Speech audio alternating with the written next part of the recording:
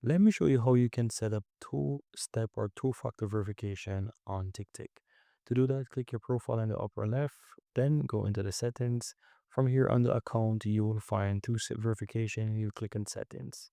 From here, you want to click on enable, and you want to basically send a verification code to your phone. So click send verification, and it's going to send a verification to your email. Once you receive the verification code, guys, you click on it, copy the verification code and enter it right here. Then click on next.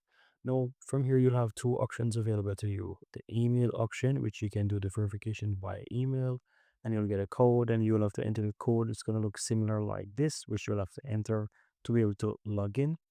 And the second option would be to use the Authenticator app, which you need to download from the Play Store or App Store on your phone. Then you will choose this option here and then open up the app, scan the code, which is the easiest way, and you'll be able to set it up. Of course, you can always wait for the code to change in the app and then enter the code right here, then click on add. But you can just easily go ahead and scan the code right here from your camera on your phone within the app, and that's it.